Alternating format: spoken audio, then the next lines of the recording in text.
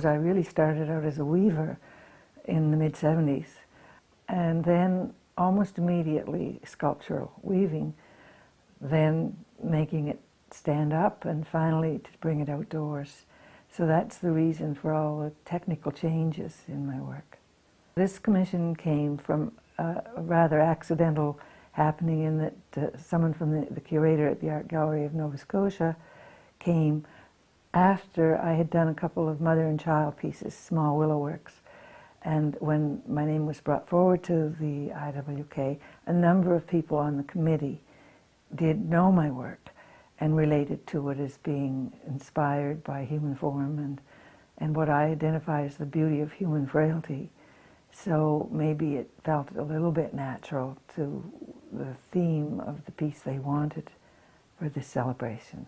The IWK is celebrating 100 years since the first children's hospital was built in Halifax for service to women and children and families. And this actually will be unveiled on the very day, which is the 100th anniversary, December 20th, 2009.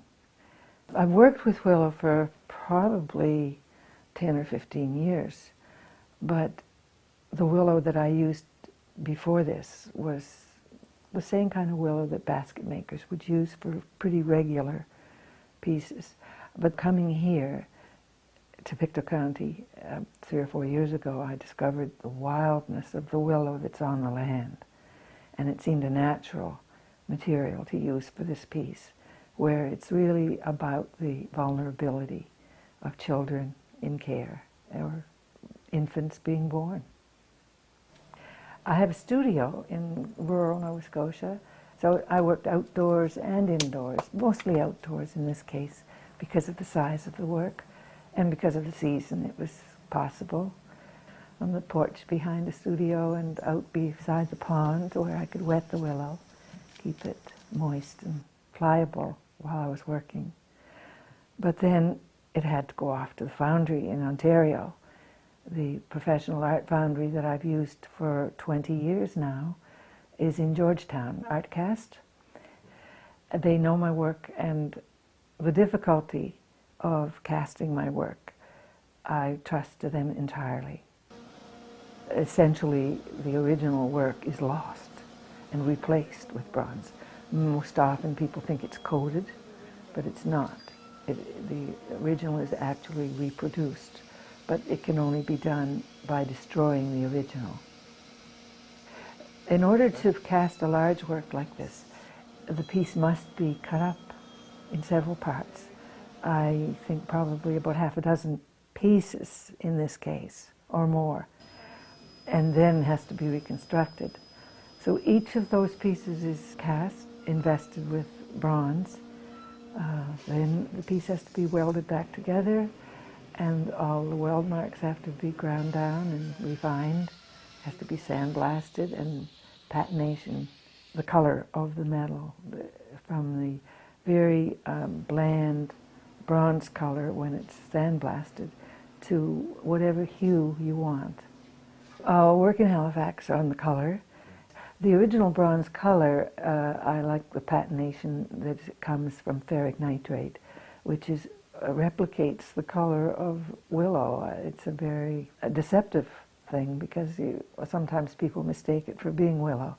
But then recently I've been layering color. It's quite magical to work with color, both on willow and on bronze. So it will be enduring. I'm using actually an auto paint, but a translucent and sheer color, so it's almost like a stain.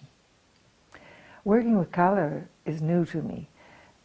Originally, I always was entirely taken up with form, but recently the color has entered my work, and it's an extra element that I take great pleasure in working with.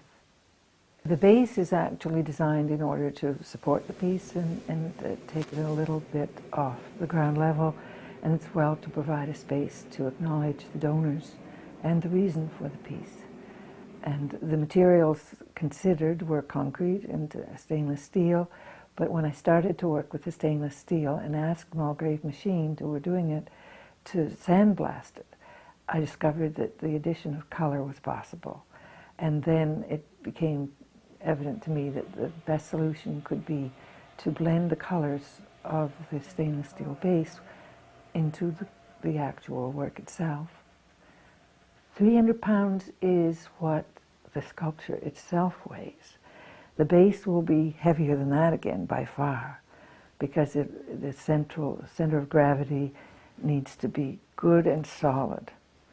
The space that the sculpture is in is quite wonderful. It's the Richard B. Goldblum Pavilion, which is a glass domed ceiling. It's a beautiful space, and I feel privileged to be part of that space. Madonna and Child might be an interpretation, or Mother and Child, and my work has often been accused of being feminine.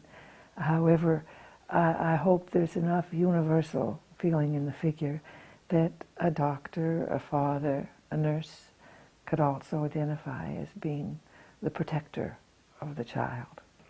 I hope this piece will speak to many people. I feel it could be interpreted as a male or a female figure. In fact, the color of the face, I'm going to leave that wonderful bronze color, because I think the implication could be someone of any race. And therefore, each person may come with their own story. And I like it when people identify with my work with their personal story, reminding them of somebody in their life or somebody they know of. So I do hope it has a universal feeling, but one of caring.